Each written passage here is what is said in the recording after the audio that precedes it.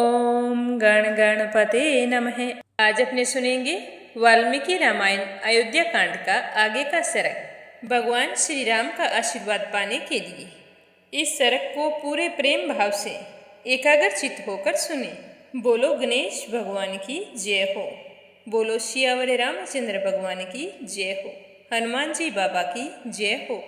श्री राम दरबार की जय हो। श्री राम ने अपने खजांची से कहा कि मेरे खजाने में जितना भी धन है वो सारा ले आओ। तो श्री राम की बात सुनकर सारे सेवक उनका धन ढो ढोकर वहां लेकर आने लगे। वहां उस धन की एक बहुत बड़ी राशि इकट्ठी हो गई जो देखने योग्य थी। तब लक्ष्मण सहित श्री राम ने बालक, बूढ़े, ब्राह्मण, दीन दुखियों में वह सारा धन बंटवा दिया। उन्हीं दिनों की बात है कि अयोध्या के पास वन में त्रिजट नाम वाले एक गर्क गोत्रीय ब्राह्मण रहते थे। उनके पास जीविका का कोई साधन नहीं था, इसीलिए उपवास आदि के कारण उनके शरीर का रंग पीला पड़ गया था। वे सदा फाल, कुदाल और हल लिए वन में फल मूल की तलाश में घूमा करते थे। स्वयं तो बूढ़े हो चले थे, परंतु उनकी पत्नी अभी तरुणी थी। वह अपने बच्चों की भूख प्यास को लेकर बहुत ही दुखी रहती थी। एक दिन उसने अपने छोटे छोटे बच्चों को लेकर ब्राह्मण देवता से कहा कि हे प्राणनाथ, स्त्रियों के लिए पति ही देवता होते हैं, अतः मुझे आपको आदेश देने का कोई अधिकार नहीं है। मैं तो आपकी भक्त हूँ, इसीलिए विनयपूर्वक आपसे अनुरोध करती हूँ कि आप यह फाल और कुदाल फेंक दीजिए और मेरा कहना मानिए। आप श्री रामचंद्र जी से मिलिए। यदि आप ऐसा करते हैं तो अवश्य कुछ पाएंगे और हमारा आने वाला समय अच्छे से गुजर बसर हो जाएगा। तो ब्राह्मण देवता को अपनी पत्नी की बात सही लगी और अपनी फटी धोती, जिसे मुश्किल से शरीर ढक पाता था, उसी को पहनकर मार्ग पर चल दिए, जिस मार्ग पर श्री रामचंद्र जी का महल आता था। भृगु और अंगशिरा के समान तेजस्वी त्रिजट जन समुदाय के बीच से होकर श्री राम भवन की 5वीं ड्योढ़ी तक चले गए, परंतु उनके लिए किसी ने रोक टोक नहीं की। उस समय श्री राम के पास पहुंचकर त्रिजट ने कहा कि महाबली राजकुमार, मैं निर्धन हूँ, मेरे बहुत से पुत्र हैं, जीविका नष्ट हो जाने से मैं सदा वन में ही रहता हूँ। आप मुझ पर अपनी कृपा दृष्टि कीजिए। तो उनकी तरफ देखकर श्री राम ने विनयपूर्वक कहा कि हे ब्राह्मण, मेरे पास असंख्य गौएं हैं, इनमें से एक सहस्त्र का अभी मैंने किसी को दान नहीं किया है। आप अपना डंडा जितनी दूर फेंक सकते हो, वहां तक की सारी गौएं आपकी हैं।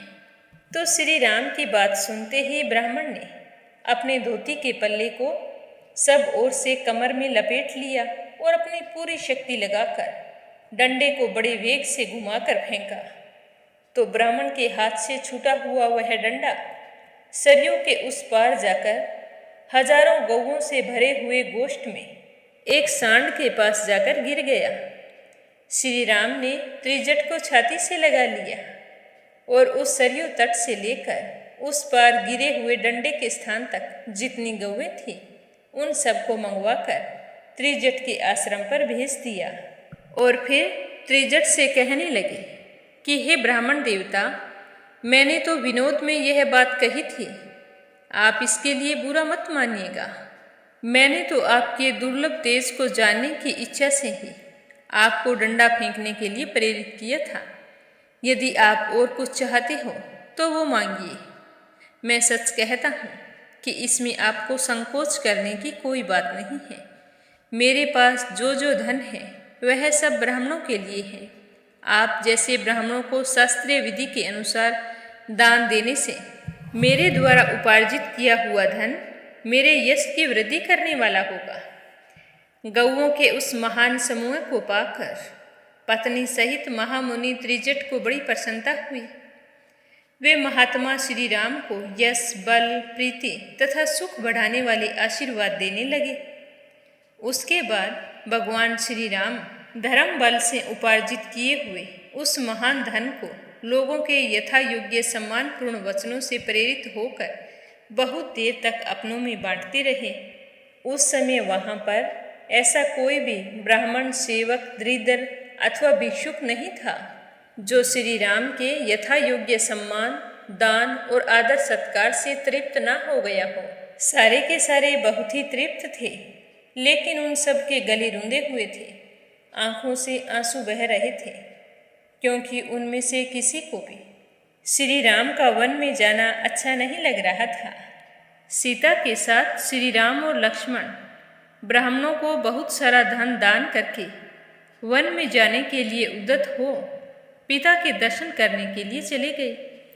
उनके साथ 2 सेवक श्री राम और लक्ष्मण के वे धनुष आदि आयुध लेकर चल रहे थे, जिन्हें फूलों की मालाओं से सजाया गया था, और सीता जी ने पूजा के लिए चढ़ाए हुए चंदन आदि से अलंकृत किया।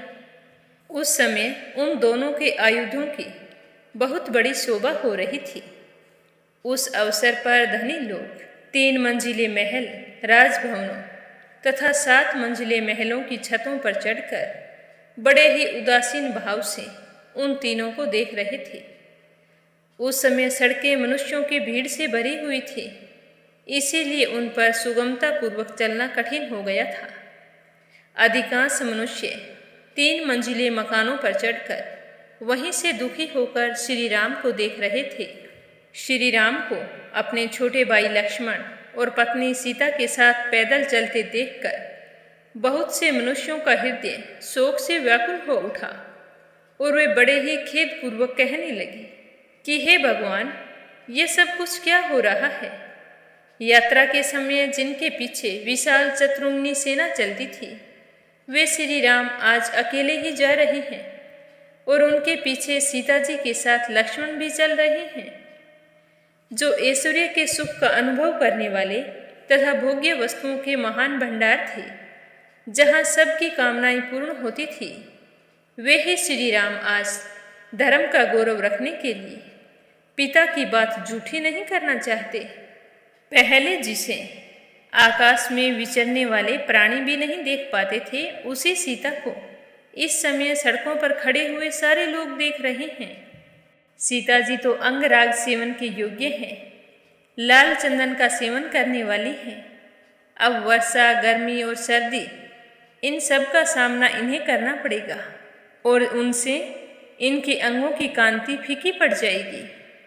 निश्चय ही आज राजा दशरथ पर किसी पिशाच का वास हो गया है, तभी तो इस तरह आवेश में पड़कर अनुचित बात कह रहे हैं, क्योंकि अपनी स्वाभाविक स्थिति में रहने वाला कोई भी राजा अपने प्यारे पुत्र को घर से नहीं निकाल सकता।